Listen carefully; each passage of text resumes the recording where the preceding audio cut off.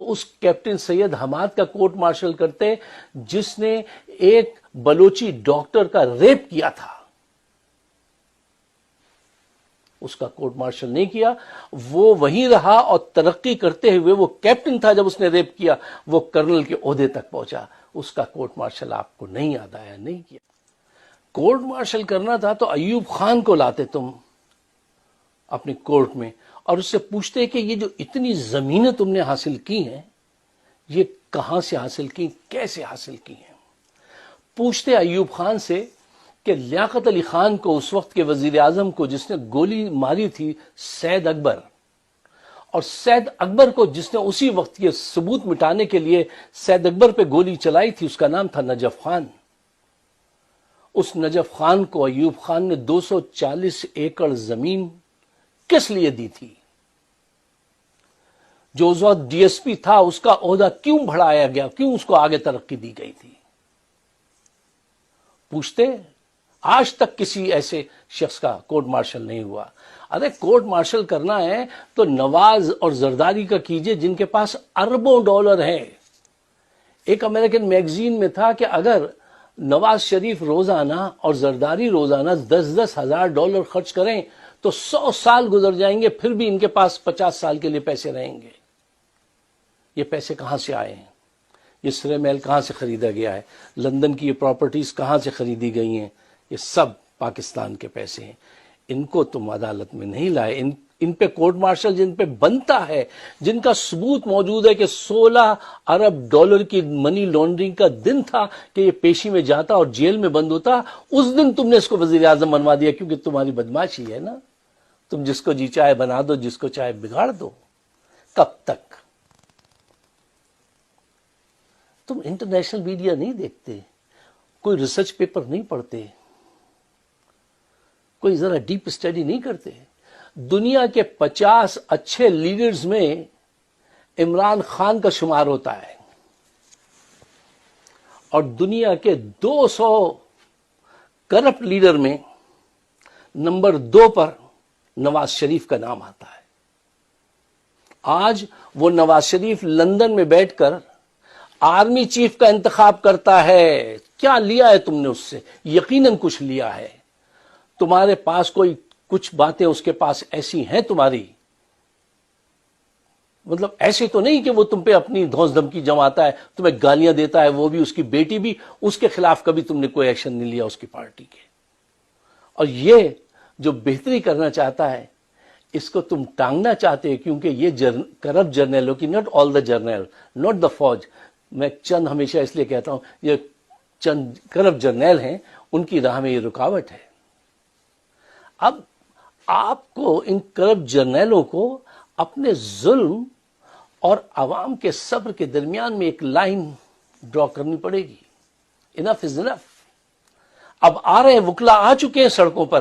کیوں؟ تم نے اتنی تذلیل کر دی ہے ہائی کورٹ کی, سپریم کورٹ کی, کہ ان کو اپنے وجود سے نفرت ہونے لگی, شرم آنے لگی ہے کہ یار ہم سپریم کورٹ ہیں اور ہماری یہ حیثیت ہے. اپنی نگاہ میں گر گئے ہیں بندیال صاحب.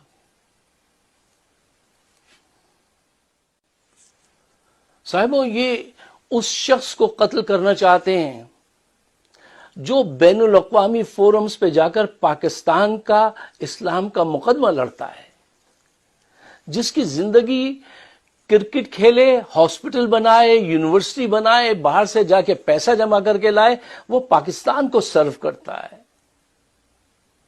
جو عشق رسول صلی اللہ علیہ وآلہ وسلم کی محبت میں جہاز سے ننگے پیر اترتا ہے, چلچلاتی دھوپ میں روضہ رسول پہ پہنچتا ہے, اور بقول اسد عمر کے ہم نے تو دعا مانگی, یہ 15 منٹ تک صرف روتے ہی رہے وہاں پر.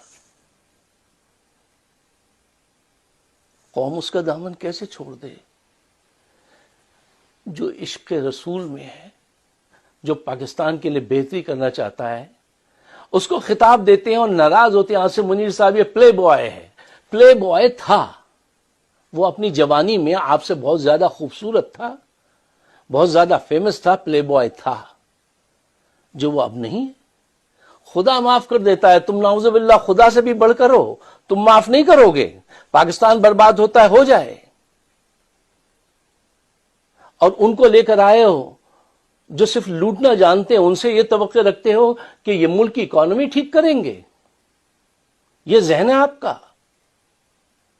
نون اور پی پی پی سے یہ توقع رکھنا کہ وہ پاکستان کی معیشت ٹھیک کریں گے، ایسا ہی ہے جیسے کسی خواجہ سرا سے یہ امید رکھنا کہ اس کے وہاں 2 جڑواں بچے ہوں گے۔ یہ کبھی بھی ممکن نہیں تھا۔ تم آلریڈی ڈیزاسٹر کر چکے ہو، مزید گہرا ہو جائے گا یہ ڈیزاسٹر۔ یہ اسے قتل کرنا چاہتے ہیں جو ان حالات میں پاکستان کو لیڈ کر کے باہر نکال سکتا ہے۔ پوری دنیا میں اگر وہ جائے گا تو اس کو لوگ پیسے دے دیں گے، تمہارے پورے ملک کی بچت ہو سکتی ہے۔ لیکن یہ کہتے ہیں نہیں، اسحاق ڈار کہتا ہے ابھی ہمارے پاس بہت سارے اثاثے ہیں گروی رکھنے کے لیے اور بیچنے کے لیے۔ یہ نیت ہے، یہ پلاننگ ہے، یہ اسٹریٹجی ہے۔ تو ایسی سوچ پر یہ اس کو قتل کرنا چاہتے ہیں جو یونائٹڈ نیشن میں 45 منٹ تک مسلمانوں کے مسائل پر بولتا ہے اور سب کے سامنے ان کے منہ پر کہتا ہے تم ہمارے نبی کریم صلی اللہ علیہ وسلم آقا دو جہاں کی توہین کرتے ہو جو ہمارے دل کو جا کے لگتی ہے، اور ایسا مت کرو، اس کا انجام خراب ہوگا۔ مہاتیر محمد نے کہا تھا ہم عمران کی تقریر سارے کنٹری میں ڈائریکٹ دکھاتے ہیں اور یہ کہتے ہیں کہ اس کا نام ٹی وی پہ نہ آئے، اس کی شکل نظر نہ آئے۔ شمالی کوریا کے صدر نے کہا تھا کہ میں انٹرنیشنل پالیٹکس کو سمجھنے کے لیے عمران خان کی تقریر سنتا ہوں۔ جرمن کے چانسلر بولے تھے کہ اگر عمران 10 گھنٹے بھی تقریر کرے تو میں 10 گھنٹے سننے کو تیار ہوں۔ صدر فرانس کے بولے تھے کہ میں تو صرف اس کی تقریر سننے آیا ہوں اور مجھے آج کوئی کام نہیں تھا۔ کوئی جرنیل ہے ایسا؟ کوئی پولیٹیشین ہے ایسا جو ان فورمز پہ جا کر اس انداز سے آپ کا مقدمہ لڑ سکے؟ کوئی ہے؟ کسی ماں نے جنا ہے ایسا بچہ جو آج تمہارے درمیان موجود ہے اور تم بھی وہی کرنا چاہتے ہو، اسے قتل کرنا چاہتے ہو؟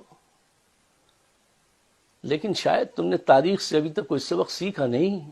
حضرت موسیٰ موزس کو جب بتایا گیا کہ ایک بچہ پیدا ہو رہا ہے جو تمہیں قتل کر دے گا تو اس نے سارے بچے مروا دیے تھے، پھر بھی رب نے، دیکھیے I plan you plan and he is the best planner, پھر بھی رب نے موسیٰ کو پیدا کر کے اس کے گھر میں اس کی پرورش کروائی تھی۔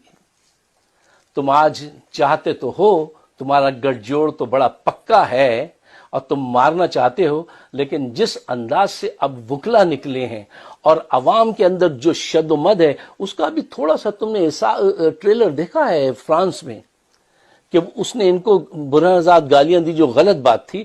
کل جوتا بھی کوئی پھینک سکتا ہے، پھر کوئی گولی بھی چلا سکتا ہے۔ اب رہتی زندگی تک آج کے اس ایپیسوڈ میں جو وقت پاکستان میں چل رہا ہے، جو بھی کردار منفی ہوگا وہ ساری زندگی کے لیے پچھتائے گا، اور جو بھی صنم کی طرح کھڑا ہو جائے گا معاف کیجیے گا، مثبت کردار ادا کرے گا، اپنا کردار قوم کے سامنے پیش کرے گا جرت کا، وہ امر رہے گا۔ یہ وقت ہے، یہ وقت آخر ہے۔ دعا کیجیے۔ اگر آپ میرے خیالات سے اتفاق کرتے ہیں تو میرے اپنے لیے نہیں، غریبوں کے بہتر مستقبل کے لیے جو آدھے پیٹ سوتے ہیں پاکستان میں، 50% لوگ بھوکے سوتے ہیں،